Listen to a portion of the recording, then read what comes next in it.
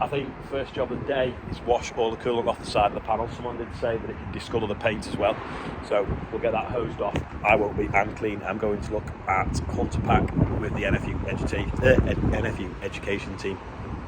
But first I'm doing a radio interview for the birthday bumper. Rob's just unloading the 4955 now off the low loader. Get it back in the shed, tucked up nice and warm. It's freezing today. Good five is Liz. Liz. Got some Jenny. We're going around the carrot factory. Just going to wash our hands. We're at the start of the carrot line now, and while they tip the trailers, they plume them out with water, so it's more gentle, so they just wash them out the trailer.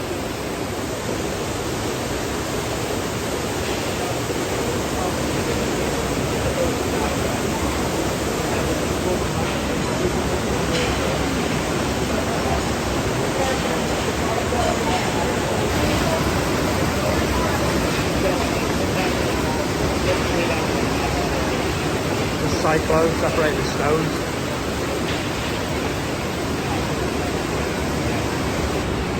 We are now going up the conveyor, and they're doing about 50 ton an hour on each line, I think.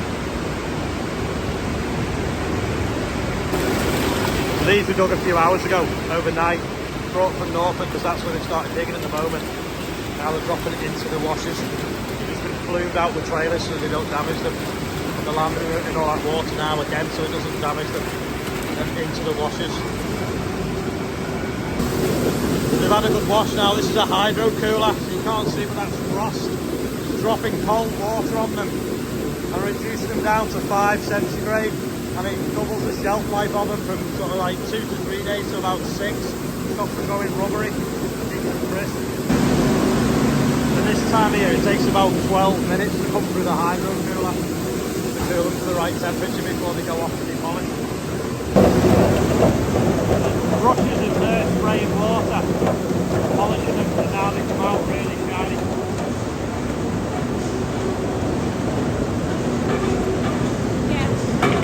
Yeah.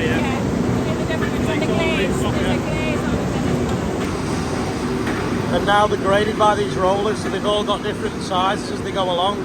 It drops the little ones and then it carries the big ones further over. They come out in different conveyors. Then they're manually checked as well for quality, graded by hand before going off to be packed. After they've been graded, they come up, they fall in them hoppers. The conveyor keeps going and it fills up the hoppers, and then the computer decides what combination of each hopper makes the best pack size. If they're packing 5 kilos, they might say like 1 kilo out of that, 2 out of that one, 3 out of that one, or maybe like all 4 aluminum or 5 aluminum. Get it to the best size. And it drops in, gets down a spout here, puts it in there, heat seals it, and then off it goes round then. And they checked again and weighed. There it is, weighing them now as they come out, a kilo. Packed into crates, loaded to the shelf. On tour with the dinner ladies. This is one of the cold stores, which is really a big fridge. So these are waiting to get loaded onto wagons. Refrigerated wagons to go to the shops. This is roller racking in the other fridge. So it's on a slight slope, so they keep pushing pallets on and they go forwards, and then every time you take one off they roll back. It means you don't have to have as much space between them all.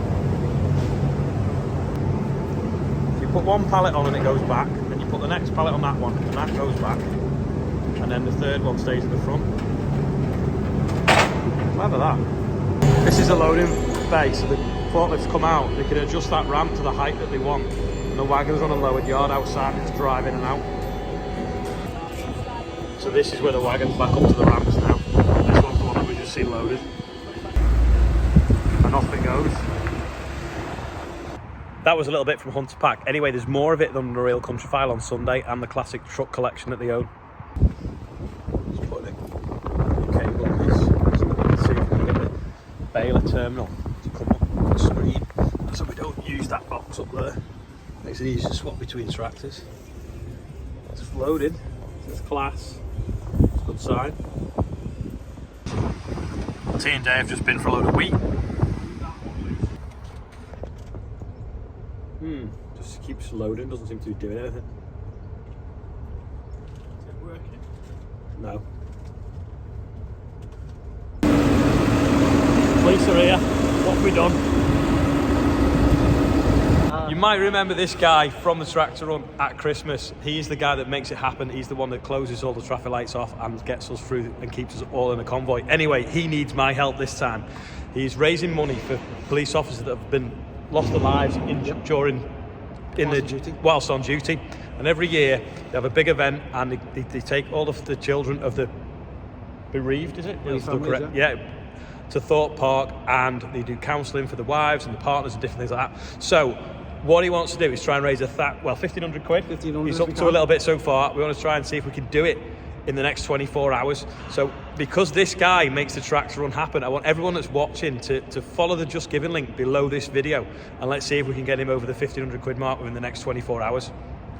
Yeah? Fantastic, thank you very much. There you go. So don't forget, a friendly policeman. The drill is back out, going drilling spring barley now where we were cutting yesterday. I'm just going to go and level some ruts with the disc.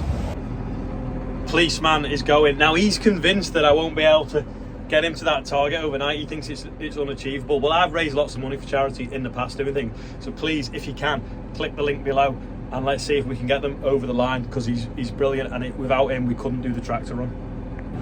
Incidentally, talking of the tractor run, we have provisionally set the date of the 19th of December. It's going to be a Monday night this year because the World Cup final is on the Sunday, and we don't want to clash with that in case people want to watch that, whether they're England are in it or not, or anyone, to be fair.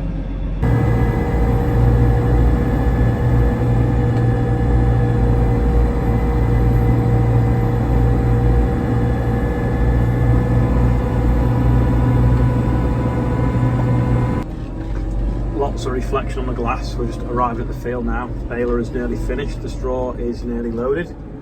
We've just got to level some ruts out over there, and then we are off drilling. Not you sure if you can see on the window. Oop, handbrake's gone on. Someone got off the seat. It's just, no, you can't see, can you? It has just started trying to spit with rain. Anyway, he's got 4 rows left to do. It'll be done in 5 minutes. So, field cleared, prepped by me with a disc, and off we go in the next crop. We tried the lead on the baler, but it didn't work, so I don't know why that was. So he's running it on the old screen at the moment, so we'll have to have a look, see what's going on. Maybe it needs a laptop plugging into it to get it right, but there's some nice looking barley straw coming out the back.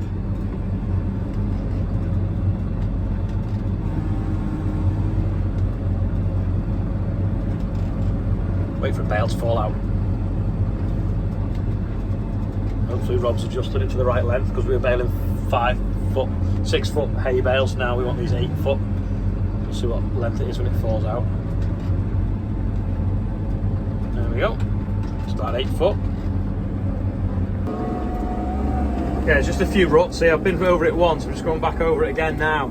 Just on this headland here where there's a bit of a wet patch. Get that level. And then there's some over there as well, so I'll go over to that. Just gets a bit damp.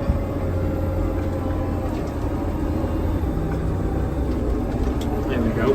This one here now is a bit rough. See when they come through with a sprayer and it made a rut.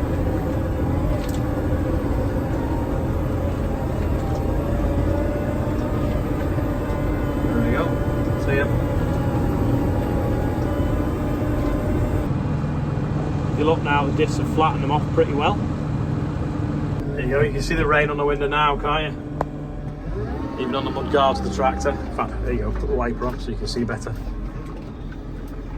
There we go.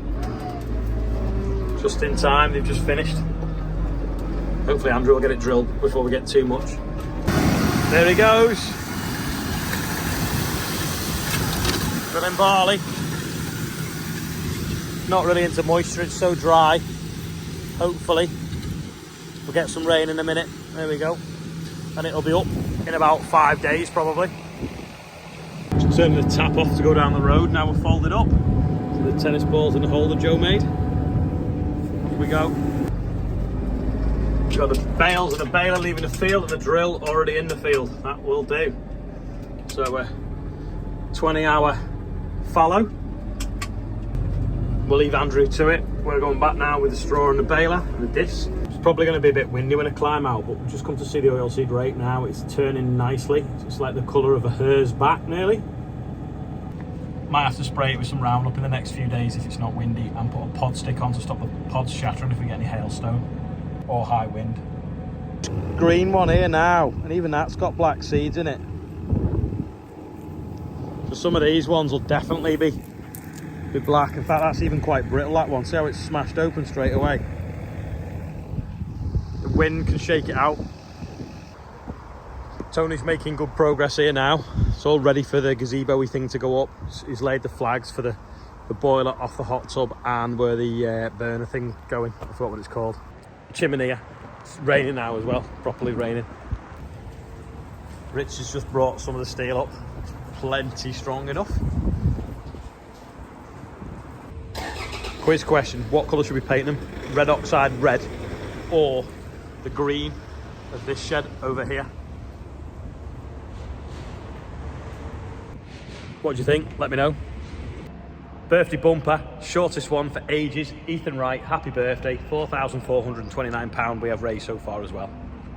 In fact, did a radio interview this morning for Global Radio, which is loads of all the stations, and they're doing a story on the air ambulance next week. And some of the things they're featuring in the story is people and novel ways of fundraising. Well, I think that's a pretty novel way, so that's why they came to see me.